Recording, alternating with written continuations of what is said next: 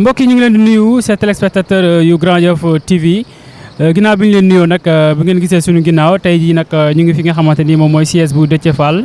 muy nag siège bi nga xamante ni tey fii la waa Yewwi Askan Wi nara def nag seen conférence de presse xam nga nag conférence de presse bi tey bu amee mooy nag dafa nekk ne mooy le bés bi nga xamante moo si tegu si la ñu war a déglu ki nga xamante ni Ousmane Sonko bi ñuy jukkandikoo si xibaar yi nga xamante ni moom la ñëpp dégg mais nag ndey mi ligi moom ba léegi mënuñu firndeel ne jot na convocation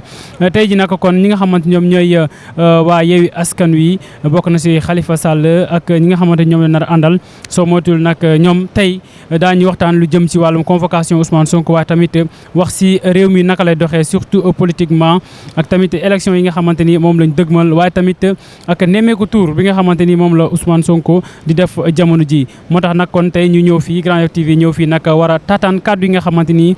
conférence des leaders te Khalifa Sall jiite ko nar a waxtaan lu jëm ci wàllum convocation Ousmane Sonko loolu lañ leen di jëlalee fii ñu dugg si salle bi rek su ko defee ñu déglu kàddu yi nga xamante ni waa Yewwi Askan Wi baaxee nañ ko seen i ñi nga xamante ñoo di seen i militants ak tamit si Sénégal waaye tamit ci bitim réew. Nous sommes une famille. Politique rek léegi boolewuñu mais dafa am ay jikko ay valeur yoo xam ne ñoo ko séddoo bokk ko moo tax ba lii xewee dal ci suñu frère Ousmane Sonko ñu taxawaay bu mel nii réew mi nag mën nañoo wax ne jaxooti na réew mi yëngooti na Macky Sall ci boppam tëggati na ndëndëm jibul jàmm ndaxte ca Sénégal bu njëkk ga buñ mësaa attaqué réew mag ñi dañuy tëgg réew jibul jàmm lu tax ñu ne tëgg na ndëndu jibul jàmm mooy kii nga xam ne mooy Ousmane Sonko wax nañu ko moom mi nga xam ne moom la ñu wekk complot bi àdduna yëpp xam ko mu xamal ko boppam sëkkatal leen wax ak ay avocat am nee na ma bëgg ñu woo ma bu ci àtte waree ñu àtte ma ngir que loolu faree gannaaw jàmm am ci réew mi waaw ki nga xam ne moom yëf yi wax loolu ana lu ci génne fetal ana lu ci génne ay bataillon gendarmerie ana lu ci indi police ana lu ci indi kon ma bëgg li ma wax léegi réewu Sénégal ngeen xam ne Macky Sall ci boppam ak gouvernement am ñoom ñooy yee fitna waane nag bu ñu umpale ak ñiñ ko seq fii kenn du fi yaafus ñun ak moom xamante nañu Khalifa wax na ko sànq li fi nekkoon ci ndaw le 3 mars ba le 8 mars ñoo fi nekk ba léegi dara jógu fi bu yaakaaree ne défaite boobu mu amoon mars daf ko bëgg a fayu ci lii mooy mi ngi ndax boppam ndaxte saytaane baaxut rawatina ci nga xam ne mooy jiitam réew mais damay wax ne Macky Sall contrairement à ce que pensent certains est une médiocrité politique. Expression que j'emprunte d'ailleurs à Trotsky,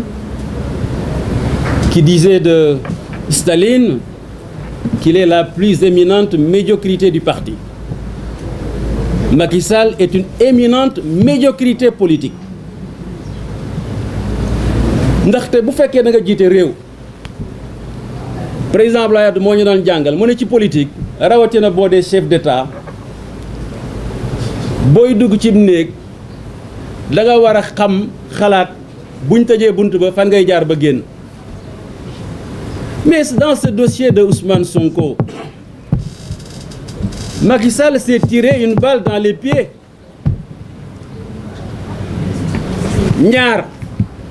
mooy am ci moom soit mu jéem a jàppalu Ousmane Sonko te mënu ko moom du ci mucc soit ñu bàyyi ko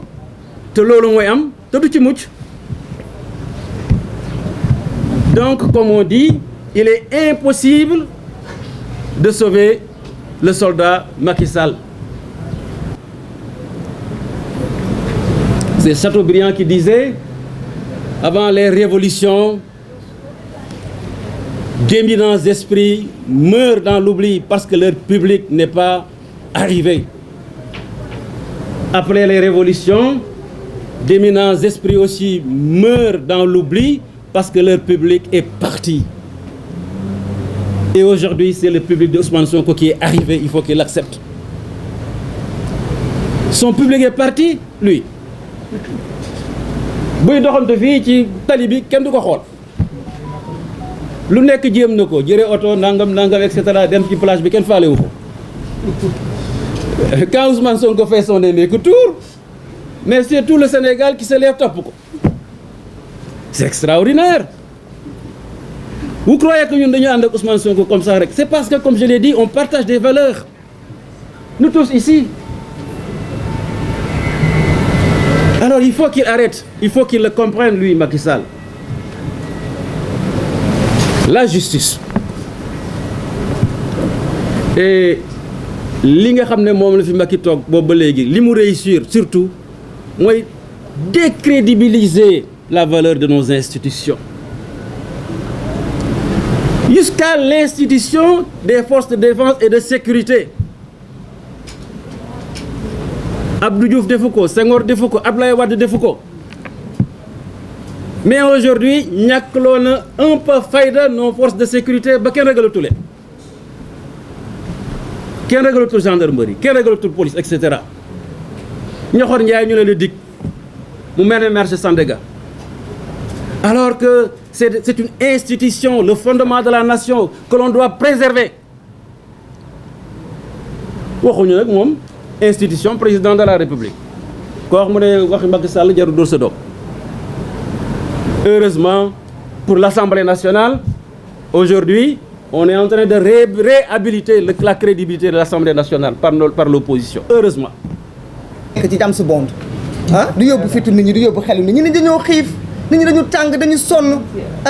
l'équipe hivernage bi baaxul na président Macky Sall wax ci jafe-jafe yooyu na wax ci arme yi nga xamante ne génne nañ ko barki dee bu ñu wax nit ñi naka la ñu signé contrat yu mel noonu nañu wax ci aali kala ji mais bëgg a daw débat bi tegal nit ñi ay faux débat bu ko kenn nangu may tëjee nag juste wax ak opinion internationale. Parce qu'aujourd'hui ce qui se passe c'est que le Sénégal est à la croisée des chemins. La jeunesse sénégalaise est debout et réveillée. C'est une jeunesse qui a tellement subi, qui a tellement vécu et qui, même de son jeune âge, ne peut plus accepter de vivre de l'injustice sans réagir. On dit que cette jeunesse est sans espoir. On dit que cette jeunesse n'a pas de formation, elle n'a pas d'avenir. Cette jeunesse ne peut même plus émigrer parce que quand elle essaye, elle meurt dans les eaux parce que tout simplement par manque de secours. Aujourd'hui, c'est cette jeunesse qui a décidé de se mobiliser, dont le PASTEF, dont le Yewwi Askan Wi. Et c'est cette jeunesse qui n'acceptera pas le sacrifice de Ousmane Sonko. Donc j'appelle l'opinion internationale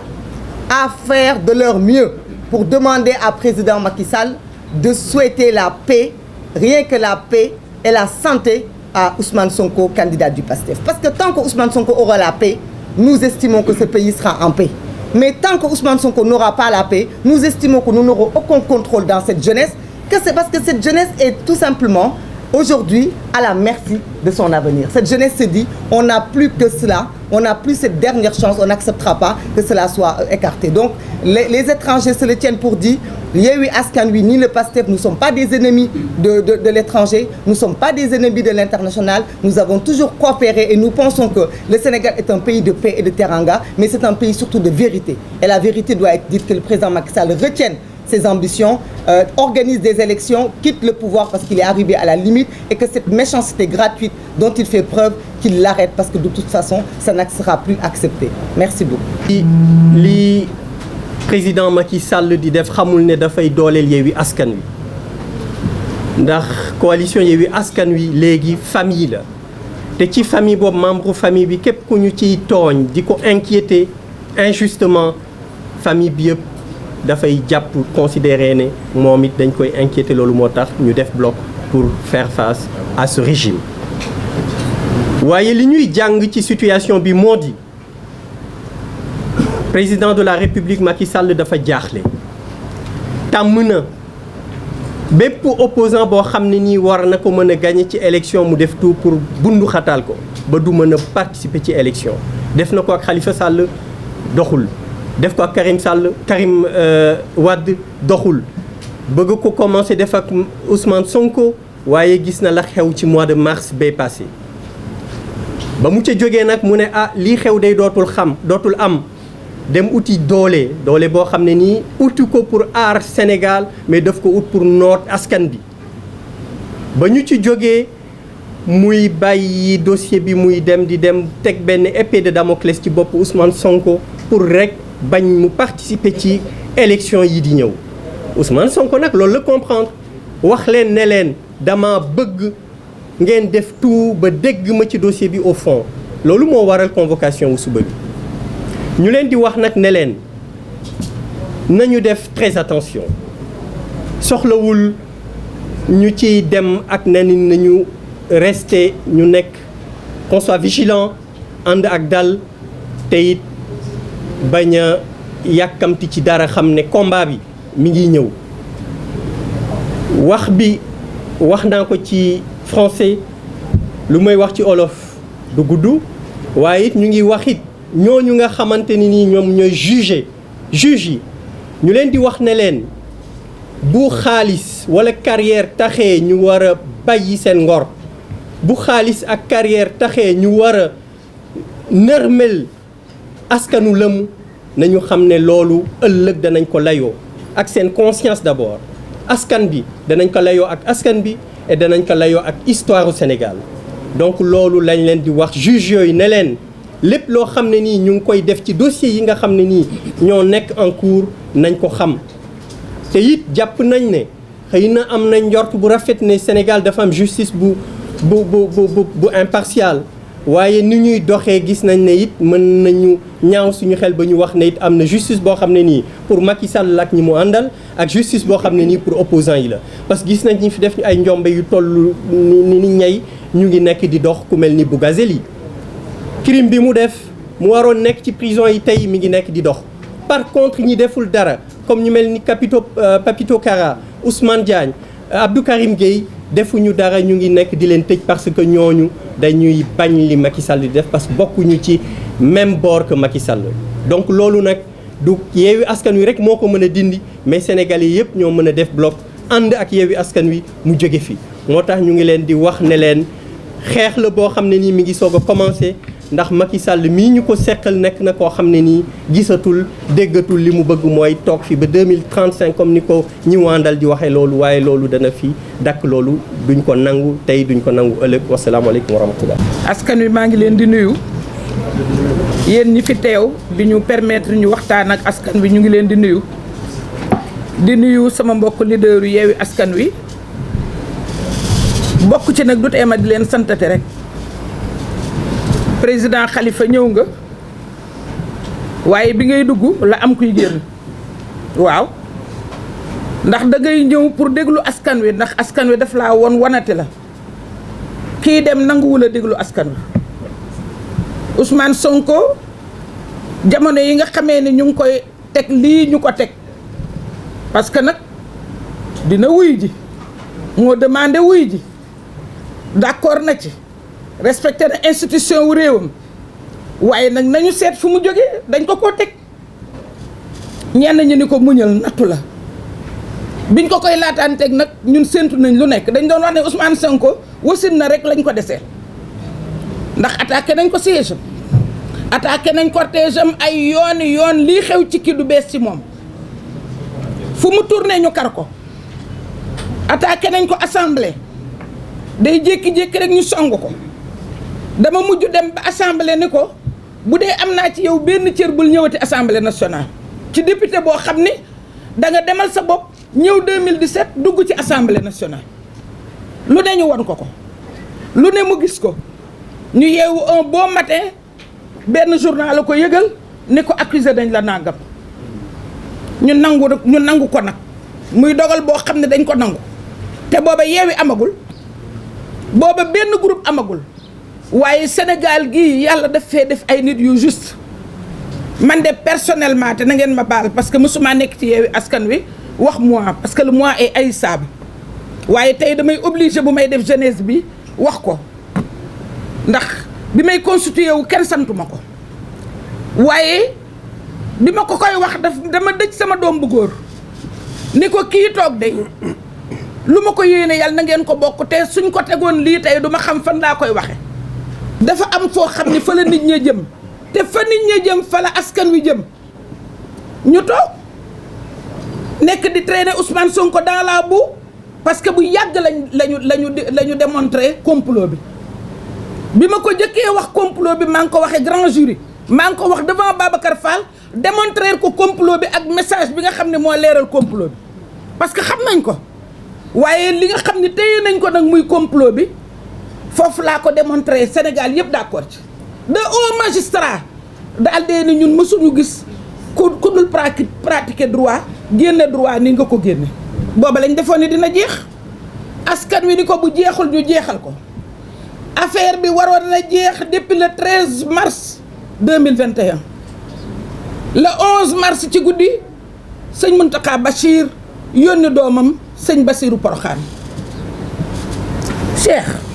waa M2D seen xol tàng na ndax nee na ñun ñoo wañ seen loxo keroog le 12 pour ni leen la manifestation bi waroon a jeexal li lépp le 13 ñun ñoo wañ seen loxo pourtant nag ma leen di yëgal ni leen su amaatoon tey mu amaat ndax ku nekk da nga am gëm-gëm daf koy xof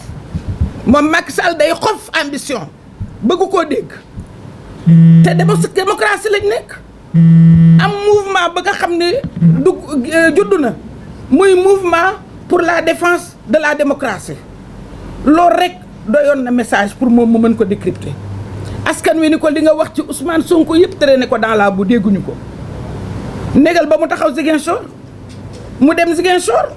ñu jox ko joxaale ko nag ci turu coalition bi mu nekk beaucoup de villes beaucoup de grandes villes dont la capitale muy la ville de Dakar qui dit mieux ñu dem élection législative actuellement ñu créer une situation inédite non seulement au niveau de l'Assemblée mais au niveau de la tradition parlementaire bi ñuy demander nañ dugal article 60 ci constitution c'est que majorité moo daan ñëw jël député opposition bi mais tey opposition nekk assemblée di lëmbe di jël député majorité ba xanaa neex na. c'est bon ñu dem voilà mbokk yi comme ni ñu leen ko waxee woon rek ci ndottali kon conférence bi mujj na am déglu ngeen ñi nga xamante ni ñoom ñooy conférence des leaders yi ku si mel ni ñoom Aïda Mbodj ku si mel ni ñoom Habib Sy ñoom ñëpp daal xam naa ne bu ñu tënkee li ñuy wax daal mooy nag ne procès bi nga xamante ni moom la Ousmane Sonko jëm procès boo xamante ni dañ ko lal si wàllum politique procès boo xamante ni la nasaxal adversaire politique rawatina jamono ji nga xamante ni ñu ngi waajal élection jamono ji nga xamante ni moom Ousmane Sonko mu ngi ci nemmeeku tour bi moom la ñuy wax ñoom daal nee nañ daal ñi nga xamante ñoom ñooy nguur gi moment bi nga xamante ni moom lañ convoqué Ousmane Sonko teguñu ko fenn ndax dafa nekk moment boo xamante ni mu ngi jàkkaarloog askan wi di wax ak ñoom moo tax nag ñoom Aïda Mbodj ak lu ñuy wax bëri na ci li nga xamante ni moom moo di mbir mi Habib Sy moom nag mu ngi artu bu baax a baax ñi nga xamante ni ñoom ñooy justice bu Sénégal nee nag sénégalais yëpp ñu ngi leen di déglu ci mbiru dossier bi di Adji Sarr Ousmane Sonko ñoom wóolu nañ justice Sénégal waaye nag li ñuy xaarandi mooy ñu gën a def seen liggéey bàyyi Ousmane Sonko mu wéyal liggéeyam ñi nga xamante ni tamit wax nañ ci ku si mel ni Aïda Mbodj comme ni ma ko waxee sànq rek moom nag dikk na ci yenn mouvement yi nga xamante ni ñoom nasoon nañ ko te Touba ak yeneen këru diine yi nag tere leen ko ñoom nag nee nañu saa su ne daal suñu bëggee jël ay décision su fekkee ne këru diine yi wax nañ ñi dëgg seen tànk ñoom daañu def loolu waaye nag nag nañu bàyyi xel ne dossier Ousmane Sonko bii du ñu ko bàyyi mu sedd ndaxte nag Ousmane Sonko fu ñu toll ni jamono ji xale ñoom ñoo ko soxla sénégalais ñoom ñoo ko soxla moo tax nag ñu war ko bàyyi mu mun a wéyal liggéeyam justice bi nag nee nañ ñu ngi koy ñaan mu def liggéeyam Ousmane Sonko nee nañ dina dem wuy ji ci ni mu ko bëggee woon ndaxte moom yàgg na soxla koo xamante nii nee nañu moom moo doon wax justice bi woo leen ma lijjanti samay mbir su ko defee ma wéyal sama liggéey tey suñu ko woowee kon dafay am contentement en tout cas kon mi ngi noonu mbokk yi mu nekk loo xamante ni kon wanent ni ñu koy waxee ñu bàyyi nag ñu xool wanent ni muy mujjee ki gëtam su ko defee Ousmane Sonko ñëwul tey ki nga xamante ne moom moo di Déthié Fall moom tamit ñëwul ki nga xamante ne moom mooy Khalifa Sall sax mbir mi mu ngi ko fekkoon bitim réew waaye nag ci guddi gi la ñaay ñëw fekkee li nga xamante ni moom moo di conférence bi yëkkati kàddu moom mi nga xamante ni moom mooy président conférence des leaders bu Yewwi Askan Wi tey moom moo doon joxe kàddu gi moom Khalifa Sall kon daal li ñu ci mën a tënk rek loolu la Ousmane Sonko ni ko suba si alxames ji dañ ko war a woo si dossier bi nga xamante ni